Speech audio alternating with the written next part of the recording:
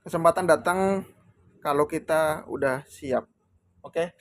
Di sini kita mau mau menjelaskan tentang usaha saya ya. Namanya itu pertama HD Food. Bentar. HD Food. Nah, HD Food itu apa? HD Food itu sebenarnya nama kepanjangan dari anak saya ya. Anakku tuh namanya Hafiz Zikri, jadi tak namain HD Food. Berdirinya kapan? Tahun 2021 sampai 2022 lah. Saya itu nggak inget persis ya. Pokoknya mulainya tahun segitulah ya. Oke. Kita itu apa sih?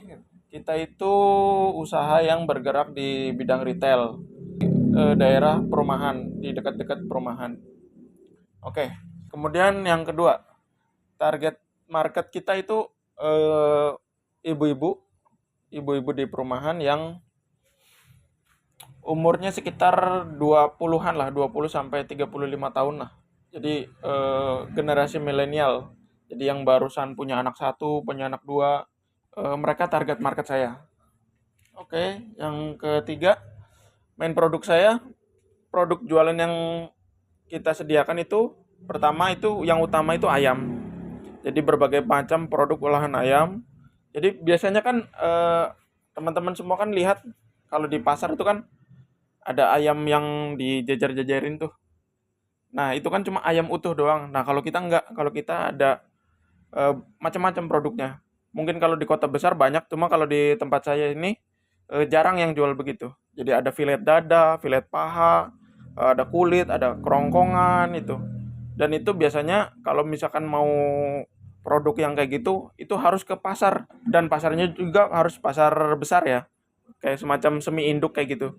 Kalau di luaran itu jarang banget ya. Malah waktu saya pertama ke sini malah belum ada. Dan juga sayuran. Sayuran ini sebenarnya ikutan ya, produk ikutan. Jadi yang pertama itu ayam, kemudian sayuran. Sayuran itu untuk melengkapi. Jadi misalnya ada ibu-ibu yang udah belanja sayur tapi dia itu ngelihat iklan di TV ada iklan apa spicy wing gitu. Spicy wing, oh kayaknya pengen nih. Tapi bingung nih belinya di mana. Akhirnya beli di saya. Awal-awalnya begitu. Beli di saya, sayurnya beli di orang. Nah, lama-lama saya berpikir, coba saya tambah sayuran, siapa tahu bisa ningkatin omset. Dan ternyata benar. Untung nggak? Belum. Jadi sayuran itu masih nebeng di ayam. Keuntungannya itu sayuran masih nebeng di ayam. Kenapa? Karena dulu-dulu itu sayuran itu saya nggak mau ngambil resiko karena saya itu belum begitu kuat modalnya waktu itu. Jadi saya ambil sedikit-sedikit, ngecer, jual ngecer gitu. Jadi untung sekilo paling untung 1.000 atau 2.000 perak lah. Jadi itu kecil sekali, malah itu kalau saya anggap itu nggak ada untungnya. Jadi untungnya tetap saya subsidi dari keuntungan ayam kayak gitu. Kemudian yang keempat, strategi marketing. Strategi marketing saya itu lewat sosial media ya. Sosial media yang banyak banget dibantu sama istri. Jadi istri itu lebih banyak promo-promo di sosial media, terutama di WA ya. Karena yang paling kenceng itu ya di WA. Jadi ada misalkan ada grup perumahan Ciledug Indah gitu. Dia masuk di grup WA-nya di situ, terus dia spread WA di situ dan ada aja yang nyangkut gitu ya. Kemudian brosur atau leaflet atau sejenisnya lah. Itu saya bikin sendiri, bikinnya gampang pakai Canva ya, pakai Canva juga bisa. Carinya tuh desain yang gratis, free design kayak gitu. Terus tinggal di itu aja diganti-ganti ininya gambarnya. Misalkan di sini ada gambar ayamnya, tadinya gambar sapi gitu. Diganti ayam, di sini ada gambar sayur ganti ayam, terus di sini ada tulisan diganti tulisan kayak gitu. Nah, udah kayak gitu baru dicetak tuh, di fotokopi dulu tuh. Dicetak terus difotokopi, disebarin di perumahan-perumahan itu, dicantol-cantolin di gerbang-gerbang itu, di gerbang perumahan gerbang perumahan, gerbang rumah-rumah gitu. Jadi di setiap rumah itu saya cantol-cantolin tuh. Misalkan saya cetak 300 lembar, ya udah 300 itu disebarin sana itu. Nah, cuma minusnya jadi kita nggak tahu konversinya itu berapa dari brosur itu. Jadi yang kita tahu cuma dari omsetnya aja gitu. Terus yang selanjutnya nomor 5 prinsip kerja. Nah, prinsip kerja kita itu simpel ya sebenarnya. Jadi apa yang bisa dikerjain di depan mata itu kita kerjain. Misalnya, kok ini jam 8 ini udah kena sinar matahari nih, gimana nih? Oke, sekarang mejanya kita atur lagi nih, dimundurin nih, karena ayam kan nggak bisa kena panas lama-lama ya. Buat pengetahuan aja, jadi ayam itu untuk di suhu luar atau di suhu ruang, nggak di dalam kulkas, itu cuma bertahan sekitar 4 jam, 4 sampai 5 jam. Kalau di luar itu udah nggak bisa, udah kualitasnya udah menurun gitu. Terus yang selanjutnya itu yang keenam, strategi awal. Nah, ini yang menarik nih. Awalnya kita itu awalnya ya kerjalah biasa kayak gitu ya. Kerja biasa. Kebetulan kerjaan saya sebelumnya itu di ayam juga, di ayam mentah juga, di pemasaran ayam mentah juga. Nah, tapi untuk target marketnya beda nih. Kalau yang dulu saya itu untuk ke horeca, hotel, resto, dan catering. Kalau sekarang saya lebih ke perorangan, apa ya namanya, end user langsung gitu loh, ke ibu-ibunya langsung gitu. Kalau dulu itu saya ke misalnya ke Sate Senayan, misalnya ke Hotel Anaya, hotel mana gitu, Hotel Marbel atau catering di Angkatan Laut atau mana kayak gitu. Nah, kalau sekarang saya lebih ke end user nih. Jadi produk yang dijual sama tapi target marketnya beda. Nah, setelah saya keluar, nah saya berpikir nih, sedangkan waktu itu modal saya nggak ada ya, saya kerja cuma 8 bulan saya kerja di situ, ya 8 bulan. Karena waktu kerja itu kan sekitar tahun ini nih, tahun 2021 itu COVID kan meledak tuh, COVID meledak, namanya Horeca itu tutup semua, ya itu Whole Living aja tutup semua, kita nggak ada order, ditanyain bosnya, Pak Sadam kenapa kamu nggak ada order? Ya gimana, orang pada tutup semua, mau order kemana kayak gitu kan. Nah, di situ kasus apa namanya, banyak yang tutup itu otomatis kan, ya namanya sales harus dikejar terus ya. BTW saya sales dulunya ya. Dikejar terus gimana caranya biar produk ini keluar kayak gitu. Biar ayam ini keluar. Nah, saya punya ide itu waktu waktu itu tuh idenya gini. Itu kan orang-orang pada nggak bisa keluar tuh. Kenapa kita nggak supply aja ke mereka gitu, ke ibu-ibu rumah tangga? Karena waktu itu Horeca udah pada tutup, ya mau nggak mau kita turun ke layer yang lebih rendah lagi, itu langsung ke ibu-ibu rumah tangga. Nah, ditunjuklah satu ibu rumah tangga di satu RT untuk distribusi tuh dia tuh. Nggak dikasih apa? Nggak suruh bayar, tapi dia PO dulu tuh. PO dulu, baru nanti kita kirim barangnya, dia jualan, dia laku, baru dia bayar ke kita kayak gitu. Lambat laun ternyata namanya ibu-ibu itu kan kadang mut-mutan ya, karena itu bukan pekerjaan utamanya. Jadi ada yang gugur, ada yang bertahan, akhirnya gugur semua. Jadi reseller kita, ya kita sebutnya reseller, dan mau nggak mau saya juga harus sadar diri ya, kalau nggak sales nggak jualan ya mau ngapain lu di situ kan. Ya udah gue keluar gitu, saya keluar dari kantor itu. Keluar dari kantor itu, gaji juga udah mau habis itu ya. Dulu tuh saya ingat itu gaji udah mau habis, sekitar 2 jutaan lah, 2 juta, 2 juta ya, 2 jutaan. Terus dapet itu jaminan apa sih ya? Jaminan ketenaga kerjaan itu kalau saya nggak salah itu 1.200.000 itu. Dulu 1.200.000 sama itu 2 juta. Saya pakai dulu sehari-hari karena saya waktu itu udah punya istri ya, udah punya anak juga, agak sulit untuk membaginya. Nah, saya pinjem mertua modalin saya sekitar berapa ya? 10 jutaan lah, 10 jutaan. Alhamdulillah kata istri saya sudah lunas gitu. Jadi ya udah tenang. 10 juta itu saya mau usaha apa nih? Karena waktu itu kalau misalkan saya itu mau kerja atau mau usaha itu harus milih kan.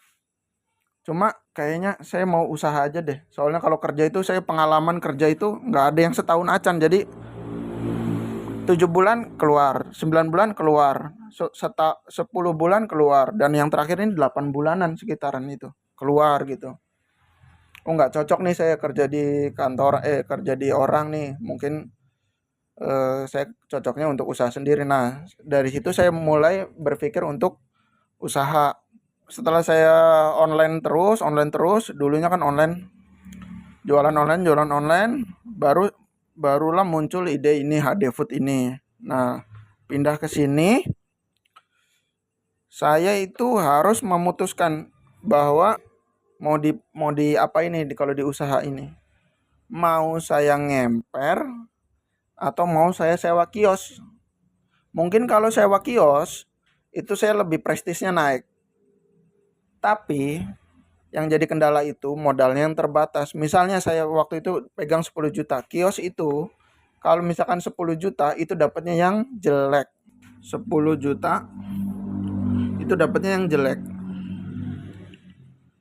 Dan kalau saya berjuang terus ini 10 juta ini sudah pasti 1 tahun pasti akan habis. 1 tahun pasti akan habis. Untung belum pasti, duit hilang pasti udah 1 tahun itu. Udah pasti habis. Dan ini tempatnya juga yang jelek. Kalau misalkan mau yang bagus itu sekitar 15 sampai 20-an, sampai 20 jutaan per tahunnya ya. Nah gitu. Sedangkan saya punya duitnya berapa? 10 juta. 10 juta saya punya duitnya itu. Itu aja minjem mertua. Nah, saya lihat-lihat tuh Facebook iklan marketplace. Ada yang jual mobil Espas, Daihatsu Espas itu tahun 2003 pick up. Espas tahu kan ya, Espas Daihatsu Espas itu. Itu kakaknya Grand Max. Kakaknya Grand Max. Espas itu murah. Waktu dulu saya beli itu 11.500.000, masih ingat itu. Suratnya sebelah, jadi cuma ada BPKB-nya doang, STNK-nya hilang gitu. Kalau dipikir-pikir waktu itu mahal, cuma karena saya nggak tahu dan juga nggak begitu pengalaman soal mobil, dengan pikiran saya itu, kalau misalnya usaha saya nggak berjalan dengan lancar, mobil itu masih saya bisa jual. Paling nggak sekitar jual 7 juta atau 6 juta kalau saya mau cepat gitu, masih bisa laku kayak gitu. Nah, mobil saya beli 10 juta habis tuh. 11.500.000. Saya ada modal lagi karena saya jualan terus kan, online itu setiap hari jualan online. Mulailah saya mengemper depan ruko yang nggak kepake, tapi yang dekat perumahan. Saya mulai ngemper-ngemper di situ. Lambat laun saya ada modal kekumpul. Saya mulai carilah bukan kios tapi tanah kosong. Tanah kosong kenapa? Karena sewanya lebih murah dan kita bisa bangun seadanya. Waktu itu saya dapat tempat ini nih. Tempat ini yang saya dapat 4 kali 8 meter. 4 kali 8 meter itu tanah kosong. Waktu itu saya sewa itu kenanya di 12.500.000. Ada bangunannya semi permanen ya, dari Dari apa sih namanya? Bajaringan. Bajaringan itu saya gantiin punya orang. Jadi sebelumnya itu udah ada yang nyewa di sini. Minta digantiin 5 juta, saya bayar 5 juta gitu. Jadi waktu itu saya keluar modal untuk tempat itu sekitar 17 sampai 20 juta lah untuk ngurus listrik segala macam. Nah, setelah itu kita punya tempat di situ, berkembang 2021 2022. Dalam jangka waktu 1 tahun saya udah bisa rekrut karyawan 1 2 3 sampai sekarang ini ada 6 karyawan, yang 5 di toko, terus yang 1 di rumah untuk bantu-bantu di rumah. Nah, gimana strategi mobil ini ketinggalan nih. Mobil ini kenapa saya beli mobil kan itu? Selain tadi saya biar modalnya itu nggak langsung habis, tapi saya juga bisa trial untuk mencari lokasi yang bagus kayak gitu. Misalnya di lokasi ini bagus nggak, saya coba dulu jualan di situ 1 bulan. Kalau kurang bagus saya pindah lagi spot yang lain 1 bulan, pindah lagi spot yang lain 1 bulan.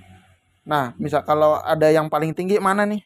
Dalam 1 bulan itu yang paling tinggi mana nih? A, B, C, spot A, spot B, spot C. Yang mana yang paling tinggi? Spot A. Nah, saya pilih itu. Nah, kebetulan ini alhamdulillah di spot yang pertama saya jajaki itu bisa nutup operasional gitu. Spot kedua, spot ketiga saya nggak berani untuk nggak berani untuk eksekusi karena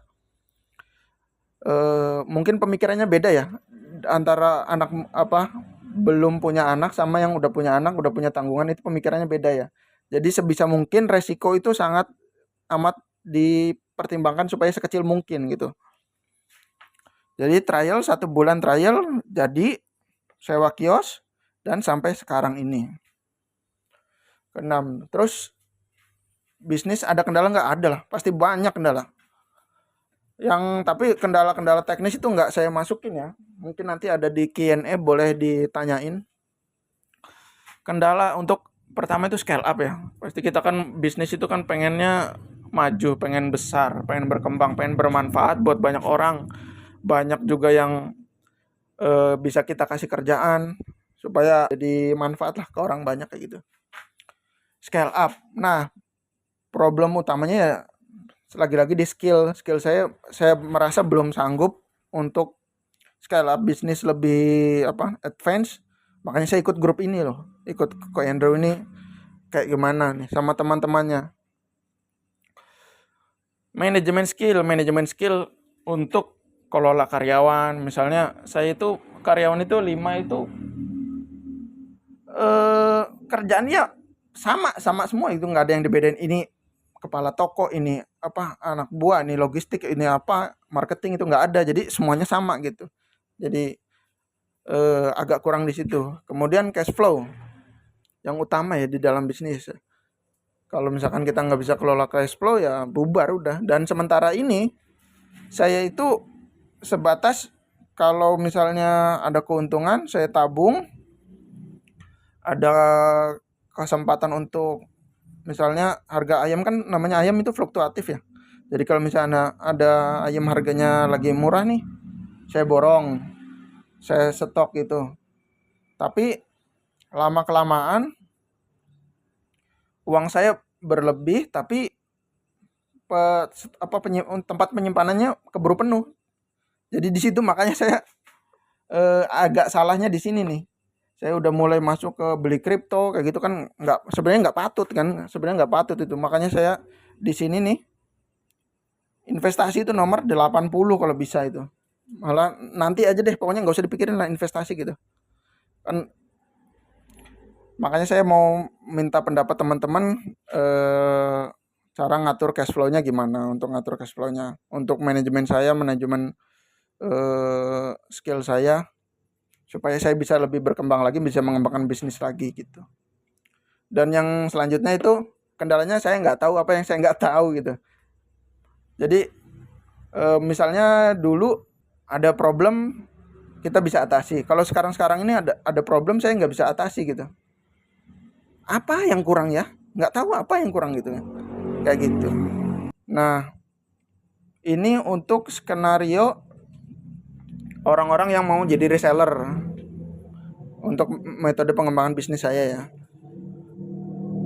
Bagaimana sih mulainya kalau mau usaha bukan reseller, sorry.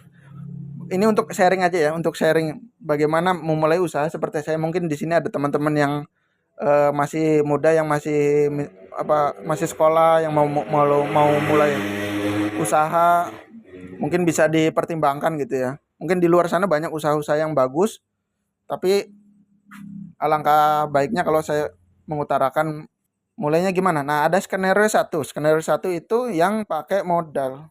Yang pertama itu kalau kita usaha itu yang penting aman dulu. Aman itu gimana caranya? Kita jualannya apa? Ayam harus ditaruh di mana? Freezer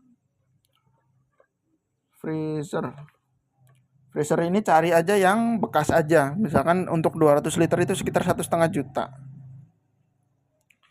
Ayamnya berapa? Ayamnya gope aja cukup. Ayam 500 cukup. Plastik dan lain-lain, dan timbangan, dan dan meja dan apa gitu. Pokoknya barang-barang operasional 500 itu cukup. Nah, modal ayam kita mulai aja 500 dulu gitu. Itu bisa, itu kalau mulai 500 itu bisa beli, misalkan kita ambil rata-rata 30.000, kita bisa dapat sekitar 20 kiloan lah. 20 kiloan itu bisa dipajang, nggak malu-maluin. Waktu kalau kita pajang, kita foto itu krek, kita posting itu nggak malu-maluin kalau misalkan segitu ya. Terus operasional meja, timbangan. Kalau timbangan baru, timbangan sekitar 250 nih. Ini timbangan itu sekitar 250 dan lain-lainnya 250 juga. Nah, itu cukup. Jadi modalnya berapa? Modalnya 1,5 tambah 500, 2 juta, 2 juta tambah 500. 2,5 juta itu udah cukup untuk memulai ya. Ini untuk skala rumahan ya, untuk awal-awalan ya. Nah, skenario kedua apa? Skenario kedua itu yang nggak pakai modal. Jadi caranya gimana? Ya, orang yang mau usaha, misalkan teman-teman di tempat sekitarnya itu ada tukang ayam.